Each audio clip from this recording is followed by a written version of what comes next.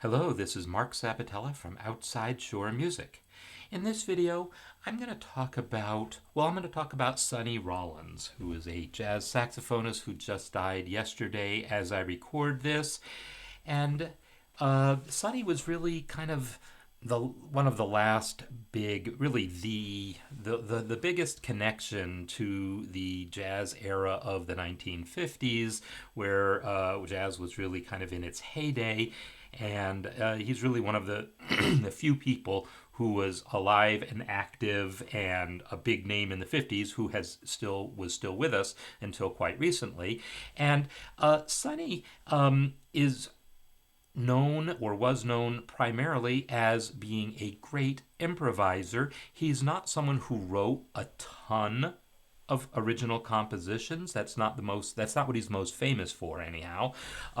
So I want to talk about his improvisation a little bit, and maybe use it as a jumping off point to talk about the idea of some things about improvisation.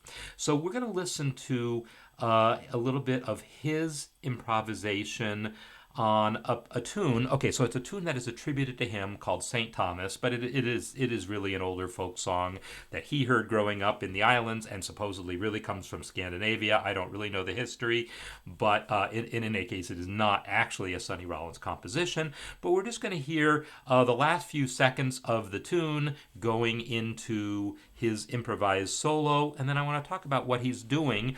And in particular, notice the way he starts off with a simple two-note motif when the solo starts. I'll let you know when it starts, and just develops that motif over the next 16 bars, really over the next 32 bars. So let's go ahead and hear that.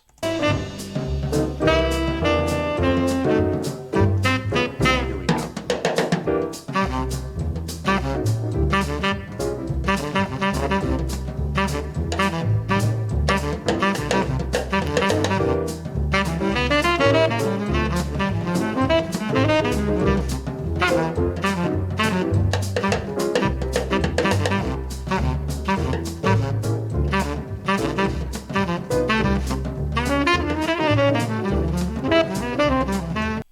So, and it goes on from there. But you see how much mileage he got out of just that little bit of music there. So let me just take a look a little bit more at this. We're going to actually look at, someone had transcribed this, and it was on musiccore.com, and I moved it into concert pitch, fixed a couple notational things.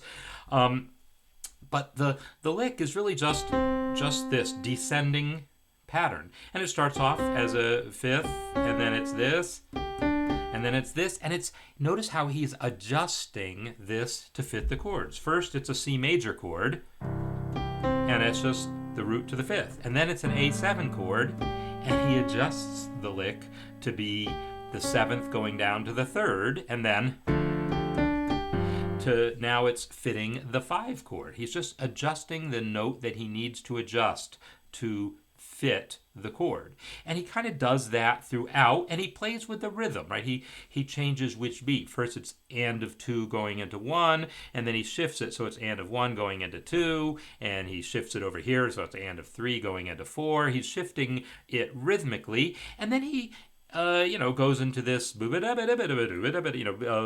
typical bebop style, long flowing eighth notes, but he doesn't let go of the bottom idea because he brings it back at the end of those 16 bars and then launches his next 16 with more of the same. And then he keeps going, and he's still, he hits it again at, 16 bars later, when most people would have maybe forgotten the lick that they started with. And lick, by the way, that's the standard jazz slang term for a motif. Sonny is especially known for that type of thematic development, taking a simple motif and developing it.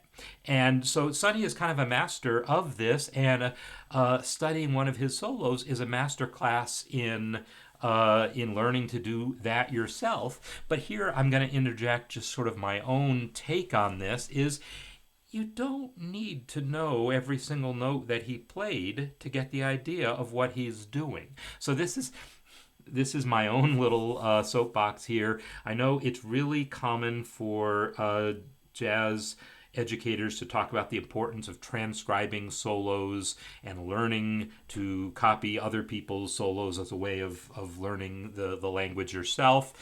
I get what they're saying. I do see some value in it, but to my mind, the real value isn't being able to copy everything note for note. It's being able to capture the essence of what they were going for. The fact that he happened to play a D natural on the and of one in this measure, that's not the most important thing. It's these more general things. Oh, he had a motif, he developed it, he moved it rhythmically, he adjusted notes to fit the chords.